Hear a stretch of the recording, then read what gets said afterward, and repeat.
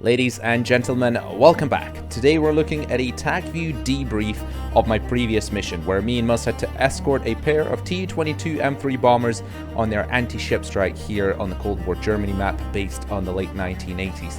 We're flying a pair of MiG-29As. We are armed with the usual R27s, not the extended range R27ERs, because those didn't really exist back when this mission is based on, which is the late 1980s, and were only retrofitted to the MiG-29 at a later stage at some point. So I tried to keep the realism as high as possible in this mission, and in this particular video we're just going to dive into basically everything that's happened with the FOX-1 BVR engagement between us and the Sisterberg F-15Cs here.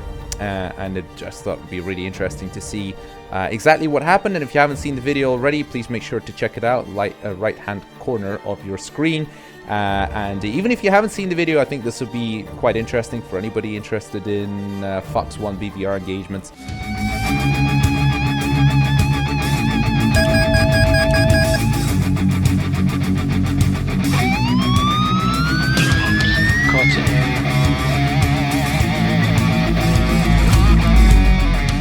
We've got a 4-ship of Su-24s pushing in behind the Tu-22s now, which have just launched their first salvo of Ha-22 missiles. They're escorted, the Su-24s are escorted by a 4-ship of Su-27s, and we are about to engage a 4-ship of Sisterberg F-15s. We peel off, we have the AWACS giving us bra callouts, so let's pause it here and just dive into the game plan straight away. As the lead aircraft, I often see a lot of videos on YouTube whereby you have some friends flying along at servers and they're doing some sort of, whether it be BVR or BFM or whatever it may be. I do find it a little bit too casual sometimes with the comms between them. It's kind of like one guy does whatever he wants, the other guy kind of does whatever he wants, and then they sometimes sort of end up working together where things work out and sometimes not. So the way it works in real life, even though I'm not a real fighter pilot, but I do have some friends which are fighter pilots, is that, well, first of all, communication is extremely important. But secondly, lead is actually lead. So lead is really responsible for the wingman and basically having a strategy and a game plan for effectively engaging whatever targets or bandits that you may have in the battle area. So what it means is the wingman cannot just randomly go and target something that he sees on the radar scope. Now, obviously, if the lead is a little bit lost and doesn't know what to do, sure, you can definitely delegate some of that to the wingman and say you're on your own. But for as long as possible, if you're the lead aircraft, you should always strive to effectively use the element. You are definitely responsible for guiding and commanding your wingman to effectively utilize his weapons at the correct time and also use correct formations, etc., to try and maximize your capabilities in terms of being able to engage the bandits.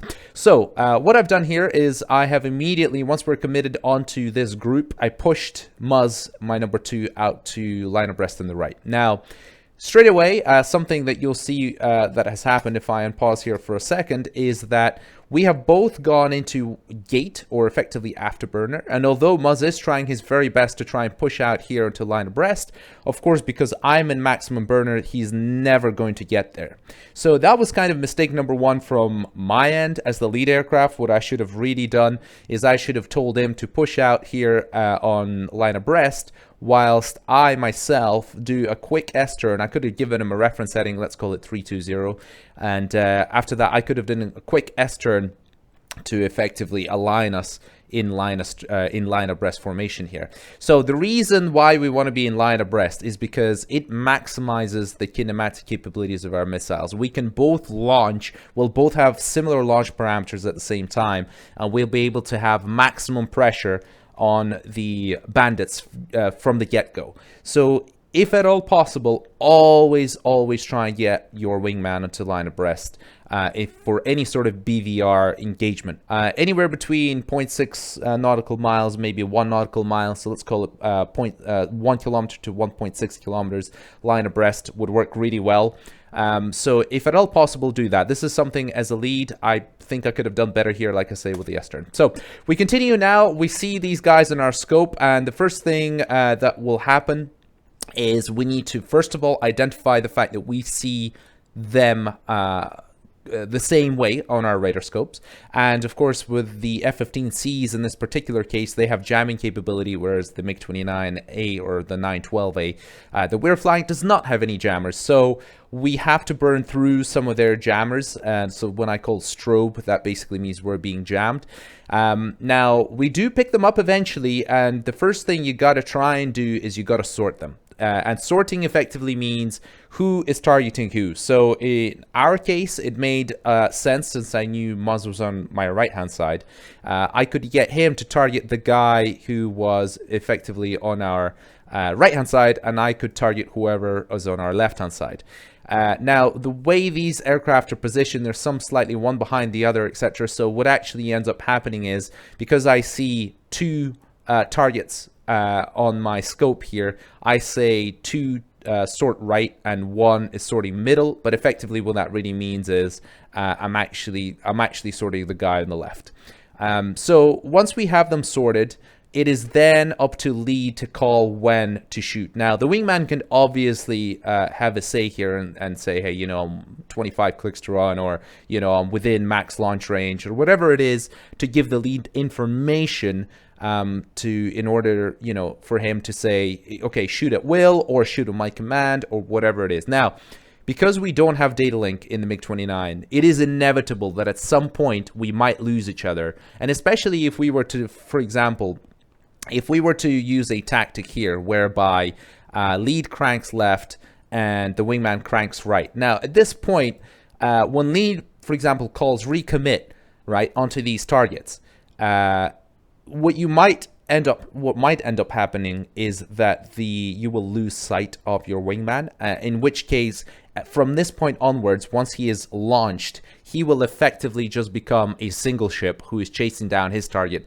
and you're becoming a single ship as lead chasing down your target. So it's quite difficult to play this game. It works out okay sometimes if you get both aircraft to crank the same direction and then both recommit at the same time, in which case there's a chance that the wingman, provided he is a very competent wingman, will be able to shoot his target and also quickly glance to see where lead is and what lead is doing.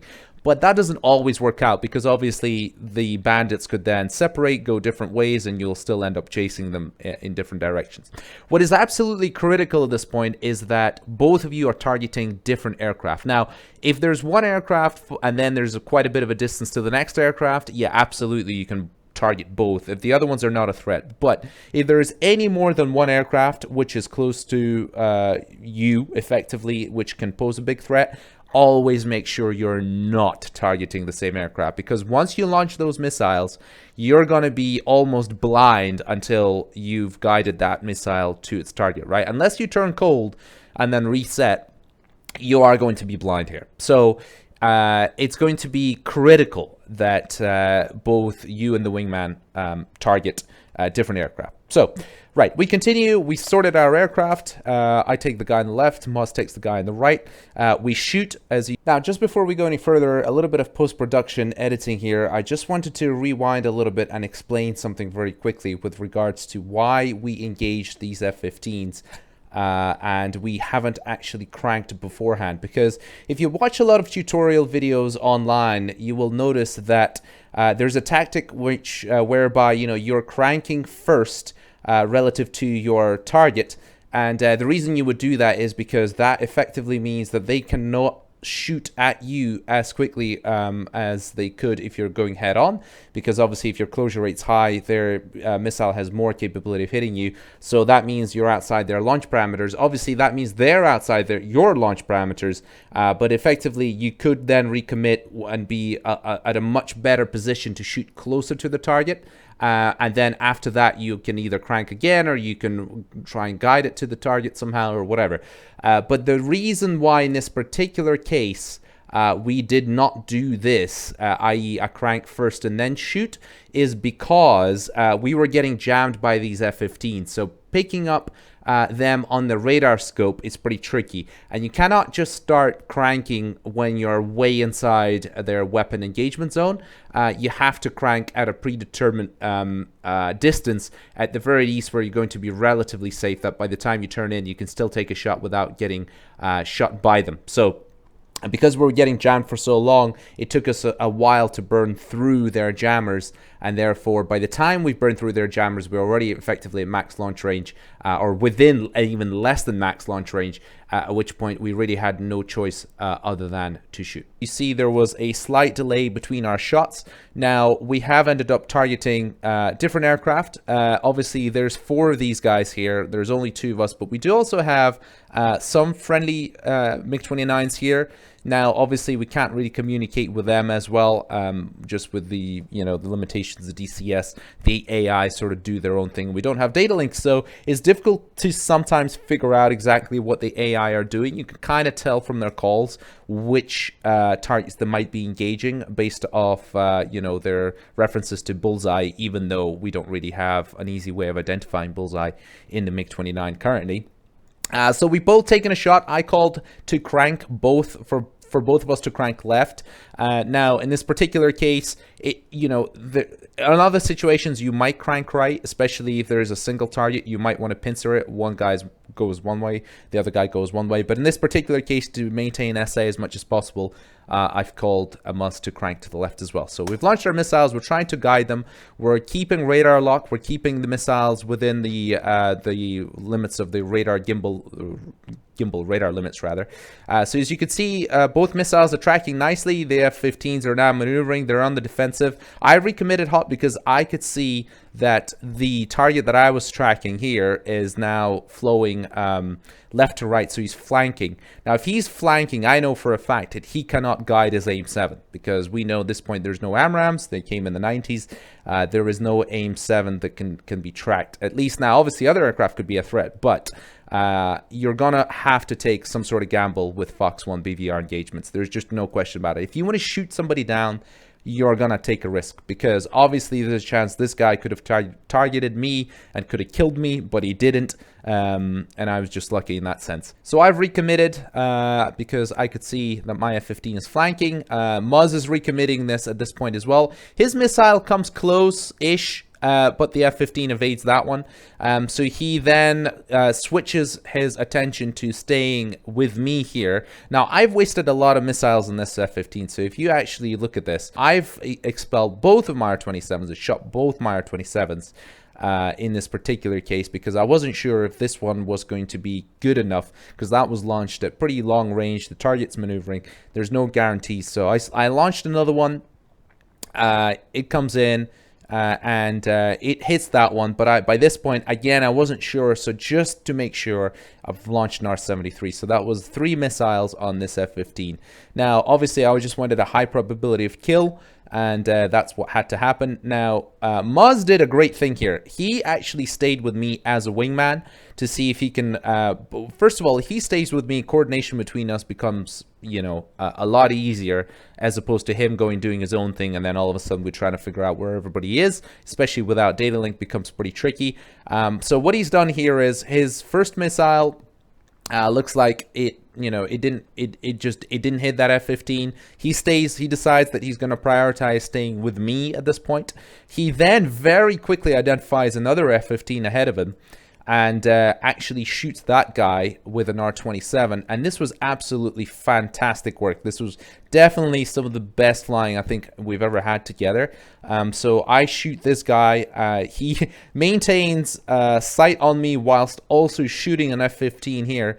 And then now at this point, I believe he picks up visual on me again pretty quickly, and we effectively rejoin as an element again. And to do that in a FOX-1 engagement whereby we are having SA on each other is very, very tricky, because as you know, there's no data link, and there's a million things going on ahead of us, around us. We're trying to get radar locks or whatnot, pay attention to the bandits, etc. So interesting thing that happens here, there was an F-15 quite a bit below us here, which I knew there was something going on with my RWR, because I initially got something like it was something like behind me somewhere. There was some sort of indication, but I really wasn't sure. So at this point, I think a bogey dope call would have been pretty prudent, but then, bogey dope gives you, a bunch of other different targets here, so it's difficult to identify this one. So we continued to flow initially in the same heading around towards the coast here, just to reset, keeping our head on a swivel here. As I started glancing off to the right, I could see there was a bunch of missiles and everything sort of flying over here. A bra call out from AWACS told us that there was action happening in this direction. So at this point, Muzz is in a fighting wing formation, which is absolutely perfect, which is exactly where we want to be. And at this point, I think I call us to commit on whatever group was reported by an AWACS in this direction. So as you could see, it was actually these aircraft that AWACS was reporting, whilst there was a bit of a furball going on here. Now, we were paying attention to this as well. We were looking at what's happening here.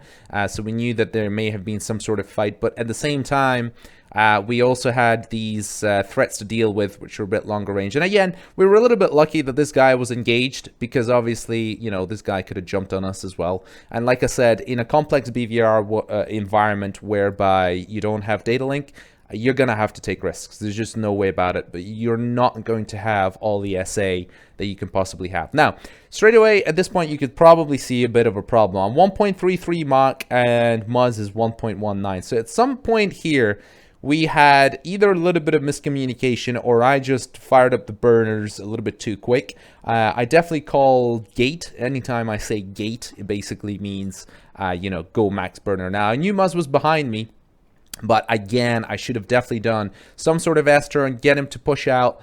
And again, well, the thing we failed in is trying to get that line abreast. Now, the line abreast thing is very difficult to get when targets are changing. But in this particular case, I feel like we did have enough time. We could have probably tried to do it. So if I given him a reference heading, did a quick S-turn, boom, and then we could have been in that really nice line abreast, able to engage targets and maximize our potential. So this is definitely a bit of an issue. I did not realize just how far back Muzz was behind me. And it worked out for the best in the end. And again, this was a little bit of luck, without a shadow of a doubt. I got us to target the two aircraft here, and it basically worked out pretty well. So I think I was targeting right guy, he was targeting left guy. There's another F-15 here engaging our aircraft below us. At this point, we're pretty oblivious. It's below us. So we're just focusing on these two aircraft now. I was very lucky that this guy came in and was targeting our friendlies as opposed to targeting me. Which, again, like I said, a little bit of luck goes a long way. But as you can see, this worked out not too bad. I only had R-73s left, so I had to shoot an R-73. Now, I find that at high altitudes, high Mach numbers, the difference between an R-73 in terms of max range and an R-27 is actually not that significant. I believe it gets a little bit bigger as you get closer to the ground. So at this point, I shoot my R-73. Muzz also shoots an R-73 at the aircraft, which the F-15 just here behind me now. So he's effectively covering me, which is pretty great, which I didn't realize. Now, as you can see, my R-73 went dumb. Kind of almost, I think it went probably for one of those flares there. I recommit hot again, and at this point, you just have to take a bit of a risk. I didn't see any smoke in the air, so I thought, you know what, it's a good chance I could maybe recommit on him. I come in, I get an aim-7 here, which actually, I don't know, he went dumb. I think he fired that a little bit too late. So that worked out in my favor as well. I then come around here, and I'm trying to pick... so again, this was very lucky. Aim-9 fired at me here by an F-15. And I don't think I even saw him, whereas I was very lucky that our friendly Su-27 bagged him. But I was looking at this guy, I was looking at my helmet-mounted sight, and I managed to get him nicely. Now, what happened here with Muzz? So if we just rewind back a little bit and see what Muzz did here. So he fired, when I fired on this guy, he fired on this guy that was coming up to meet me, which he was also being engaged by a friendly, which was great. So you put him on the defensive, but at this point, I think Muzz could have tried, obviously he didn't, either he just lost visual here, but this was definitely something he could have tried to improve on in terms of the scan and keep his eyes on this guy. Now, I don't know if there was some sort of clouds or whatever to play a role here as well, visibility and whatnot, but he definitely should have tried and kept an eye on him, because at this point, he just puts his belly to that F-15. I was, as I said, I was very lucky because this guy actually came in to try and hit me, and I was very lucky to escape his aim-9. Whereas Muzz, I think, does a bit of an S-turn. He's not sure where everybody is at this point, and he accidentally mistakes. So this Su-27 is engaging this F-15 here as well, but Muzz mistakes an Su-27 here, and thinks that this is the F-15, so he takes a shot. Thankfully, it misses. Now, what happened here is actually pretty cool. I think I kind of sussed out what's going on. Whilst Muzz is trying to give chase to the Su-27, I come back around, and I notice the Su-27, and I notice the MiG-29 trying to potentially get on his ass, which makes me realize that there's an Su-27 that's potentially about to get bagged by a friendly. So I call out Su-27 in the area, smoke, he's just fired. At this point, when the Su-27's just fired, I just say, hey, be careful, you know, Su-27's literally just fired. So Flash 1, see you still alive? Dude, still alive. Copy.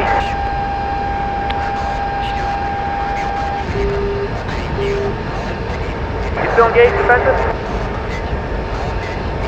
Just watch out, Su-27 in the area. Su-27 just fired, friendly Su-27. That was great. Actually got Muzz to stop committing fratricide, and again, it just worked out. We were quite lucky. We managed to rejoin very quickly in this engagement, and at this point I could see him. He knew where I was. I passed in front of him, and he's effectively back into fighting wing. So this worked out brilliantly, but without a shadow of a doubt, there was a lot of luck involved in this whole scenario. BVR engagements are so complex. Without having data link, there is just a bit of poker. It's a little bit of poker. You gotta have a good essay from everything that you have: your sensors, your radar, your AWACS, and your RWR.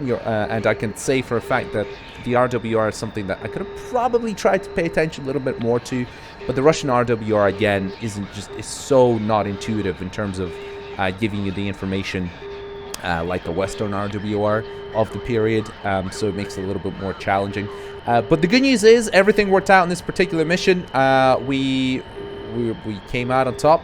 We bagged all the F-15s. Comment down below and tell me if there's anything that I missed, if there's anything that would be worth picking up on. I am planning on making a full comprehensive overview of FOX-1 BVR engagements. And by the way, I don't claim to be some sort of guru when it comes to this. It's just that we've been practicing quite a lot of BVR FOX-1 fights. And I think I will do a comprehensive sort of BVR FOX-1 tutorial, especially with some of the nuances of the MiG-29. So, without further ado, ladies and gentlemen, thank you very much for watching this video. Smash the like button if you could, that really helped me out, and hopefully I'll catch you in the next video. Adios.